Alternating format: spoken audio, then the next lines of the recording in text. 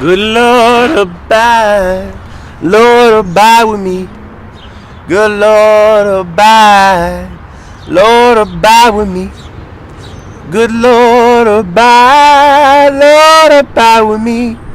Come dwell in this place, holy God. Little improv song for the morning. Happy Monday. Blessings to all who are within the sound of my voice. 2 Corinthians 6:2 I was meditating on this morning. At the acceptable time I listened to you, and on the day of salvation I helped you. Behold, now is the acceptable time. Behold, now is the day of salvation.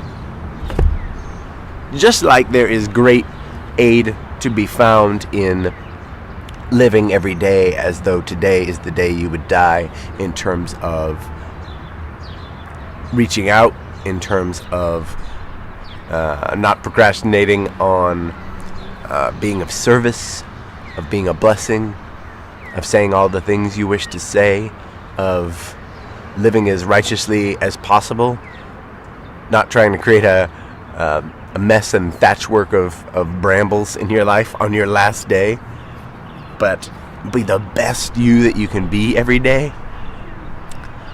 Likewise, there is an even deeper connection to that self-same philosophy or activity of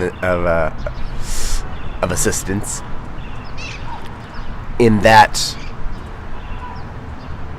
today you may die, and indeed God pleads with us and says, now is the time. I have listened to you. Now is the day of your salvation. My brothers and sisters, my fellow kings and queens, paupers and beggars of this earth, do not delay. Today is the day. Today is the day to lay down your burdens, assume a yoke of righteousness, and move powerfully in this world and beyond. Part of the procrastinator's lament is that tomorrow is a poor day to schedule anything. Schedule it today. You do not know whether your next footfall will be sure and true. So why wait? What are you waiting for? What are you clamoring to stuff in your mouth? What are you clamoring to stuff in your mind? What are you clamoring to grab before falling down at the seat of mercy? I know a lot of times it's tricky. It's been tricky for my mind. It's tricky for a lot of people's mind how to reconcile the Old Testament God and the New Testament God. They seem so different. But indeed, they are no different. For a time, God carved out a space for a small, beleaguered people to exhibit his power, his presence, and his grace, and his desire for contact and for an intimate relationship with people, with his people. And he's exhorting you today to be his people. We were all originally designed to be his people.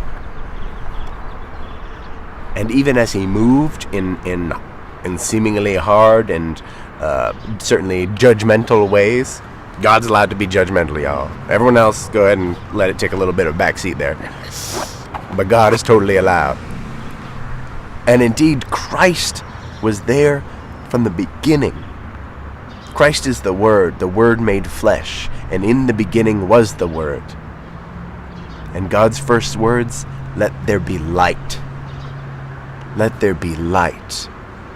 Let there be no more absence of me in present form, in presence.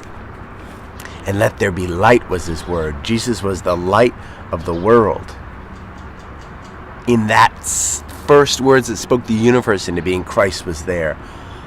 Christ and his ushering in of the period that we are in now, this era of grace and mercy, was destined since the beginning.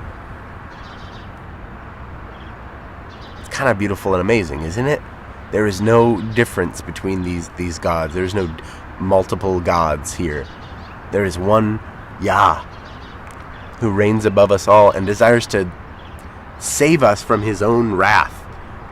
his own righteous wrath, that he should brook no absence of he, because the day is coming where God's presence will fill the earth, where God's light will fill the earth, and there will be no darkness. There will be no absence of his presence. And in the presence of God can exist no absence, can exist no enmity to righteousness. And so he calls out, he cries out, he shows his presence on the earth in powerful and mighty ways that impress the minds of humankind.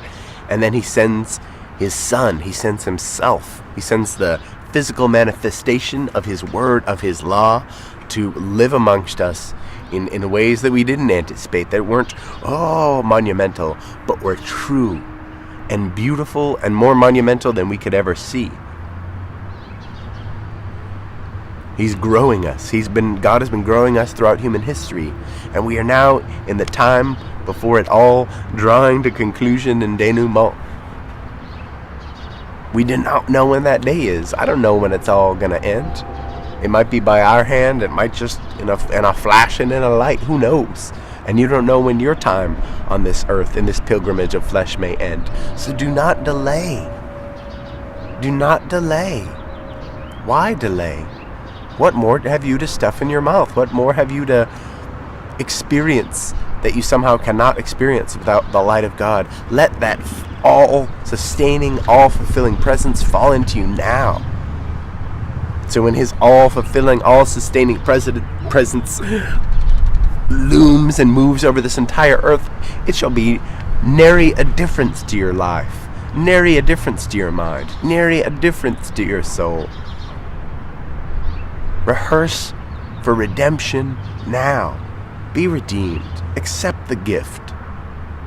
The alternative is bleak and miserable, and to exist in the absence of God for all eternity seems feckless and strange and not worth whatever paltry thing that you are delaying to hold on to. Do not delay. Today is the day of mercy, grace, and bounty. And I do not know, you do not know what tomorrow may bring. So enter into joy today. Today lay your burdens down. Today turn from yourself. Today turn from your sin. Turn from darkness. Turn from the absence of God and move into the presence of God. Listen to his voice. Listen to his word. Read his word. Move in his will. Rejoice to rejoice with God in that which is of him and pleasing to him, and rejoice in the recognition of all that is not him.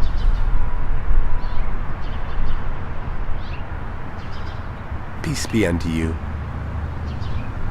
Amen. And Selah.